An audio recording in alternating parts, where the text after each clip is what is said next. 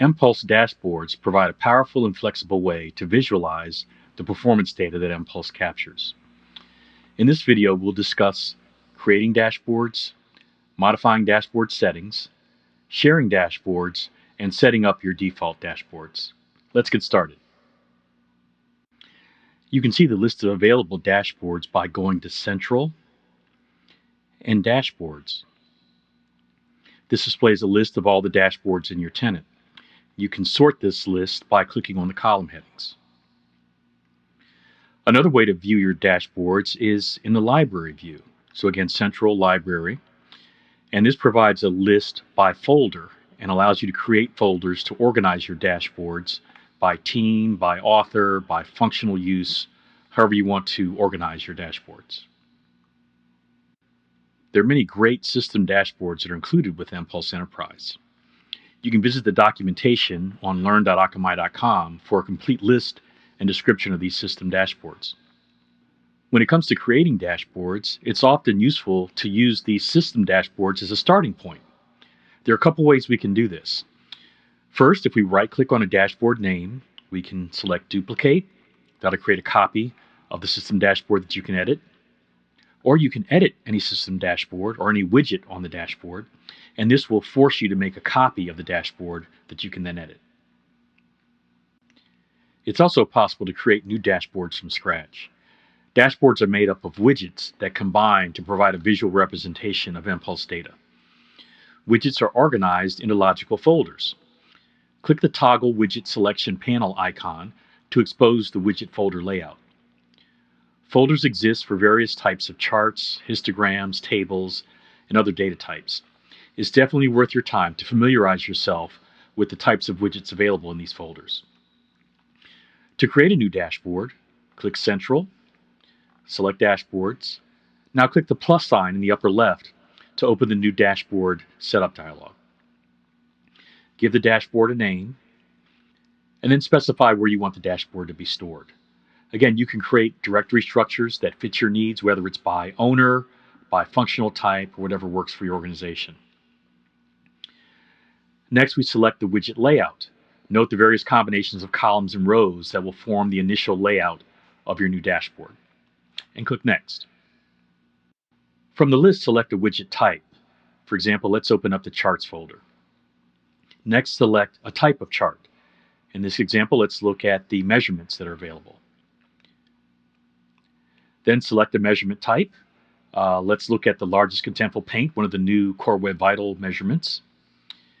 And if you'd like to see data for a specific attribute by rank, for example, the top 5 browsers or top 5 page groups that contain largest contentful paint, select the Show Top checkbox and select that dimension. So in our case, let's show the top 5 page groups for largest contentful paint. Then drag the widget into the widget drop area on your dashboard. Give it a few seconds to populate, and there you have it. You can hover over any data point to see more detail. Continue to drag widgets in the same way into the widget drop area of the dashboard to create the exact dashboard that meets your needs. Now let's look at how to edit an existing dashboard. On the menu bar, click the Toggle Dashboard Edit Mode icon to open the editing panel. Dashboard settings are presented in a hierarchical manner on the lower left. The dashboard level shows settings that apply to the entire dashboard. The widget level is for settings that apply to the currently selected widget. Click Dashboard to view the dashboard settings. The General tab allows you to change the name, display, location, and even set a default dashboard. The Layout tab allows you to change the column layout. The Properties tab allows you to change the color and other visual aspects of the dashboard. And the Filter tab allows you to set custom filters that apply to the dashboard. This is a very powerful capability because it allows you to assign specific filters that you can use to segment your user data. Click Widget to view the settings for the currently selected widget. The General tab again allows you to change the title and display attributes of the widget. And the Filter tab allows you to add custom filters or dimensions that apply only to the current widget. Depending on the type of widget, there may also be some additional settings. In this case, we've got Select Measurements Over Time, which allows us to change the chart type from a bar to a line. as well as settings for X and Y axis. Another way to create dashboards is to copy widgets that you like from existing dashboards and apply them to your new dashboard. To do this, click on the title bar of the widget you want to copy. Then click the Copy Widget icon on the toolbar. Next, go to your new dashboard and click the Paste Widget icon. The new widget will be pasted below the currently selected widget. Let's talk about container dashboards. Containers are powerful tools used to nest a dashboard inside your custom dashboard. The nested container can have a separate time range or other filters from the main dashboard. Let's look at an example of a container dashboard in this comparison dashboard. The left container, named Before, has a filter date of June 7 that applies to each widget within that container. The right container, named After, has a filter date of June 14, which also applies to all the widgets within that container. To create a container dashboard, either create a new dashboard or open an existing dashboard. Click the Toggle Widget Selection panel icon to open the folder panel. Click Container and drag the Dashboard Container widget into your dashboard. In the New or Existing Dashboard dialog, select either a new dashboard or choose an existing dashboard. In the case of our comparison dashboard, both Before and After were existing dashboards that we brought in using the existing dashboard dialog. Well, now that we've created these wonderful dashboards, I'm sure you'll want to share them with members of your team. Dashboard can be shared with others, whether or not they're users of mPulse. To do so, open the dashboard and click on the Share Dashboard icon.